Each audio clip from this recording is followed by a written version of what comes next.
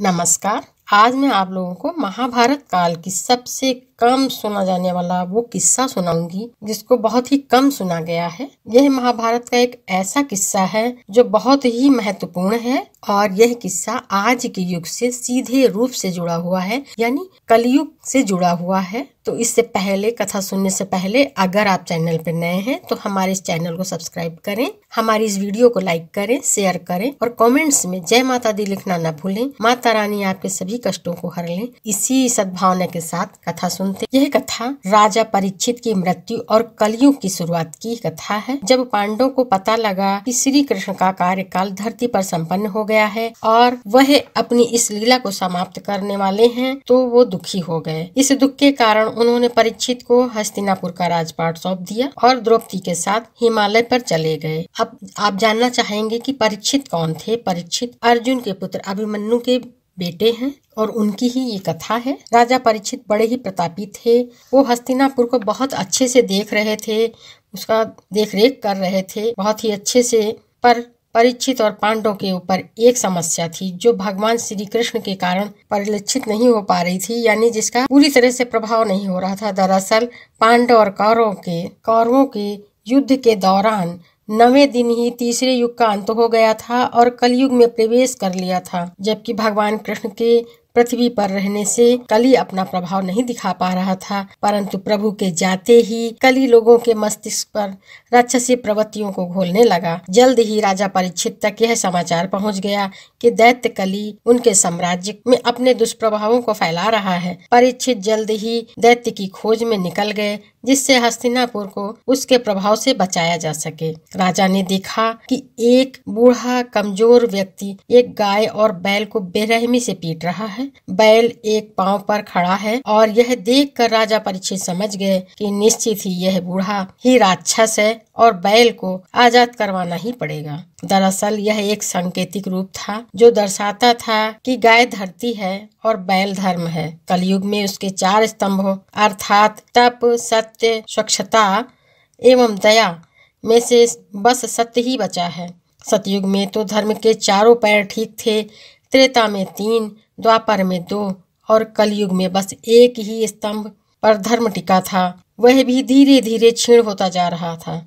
यह देखते ही परीक्षित ने तलवार निकाल ली और कली जानता था कि परीक्षित भगवान श्री कृष्ण की बहन सुभद्रा के पौत्र हैं, यानी भगवान श्री कृष्ण के भी पौत्र हैं, जिसकी वजह से वह उनसे जीत नहीं सकता। इसी कारण से उसने बल की जगह बुद्धि का प्रयोग करना शुरू कर दिया और उचित समझा। उसने राजन से कहा कि यह प्रकृति का नियम है कि वह प्रकृति के नियम में हस्तक्षेप नहीं कर सकते।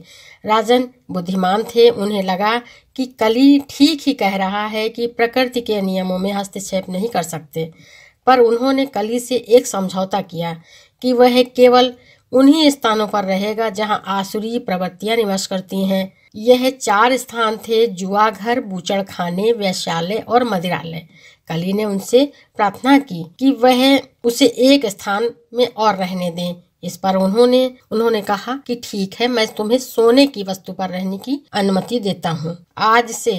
आज भी ये 5 चीजें आसुरी प्रवृत्तियों में आमंत्रण देती हैं। जैसे ही राजा ने कली को यह आदेश दिया, वह उनके सिर पर लगे सोने के मुकुट पर बैठ गया। एक दिन राजा परीक्षित आखेट के लिए निकल पड़े तो जंगल में भटक गए। ऋषि सामिक के आश्रम में पहुँचे, जहाँ ऋषि ध्यान में लीन थे। राजा ने उन्हें पुकारा तो वो घोर तप में लीन थे। ऋषि ने कोई जवाब नहीं दिया। राजा के दिमाग में एक बात गूंजी जो कली उनके मुकुट से बोल रहा था। कली बोल रहा था, और इसकी क्या मजाल। राजा ने अपना सिर झटका कि मुझे एक ऋषि के बारे में ऐसा नहीं सोचना चाहिए। पर कली ने तो बार बार यही दोहराया। राजा के मस्तिष्क में यह अहम बैठ गया कि मैं एक राजा हूँ और यह ऋषि मुझे जवाब नहीं दे रहे हैं। इतना सोचकर उन्होंने एक मरा हुआ सर्प उठाया और ऋषि सामिक के गले में डाल दिया।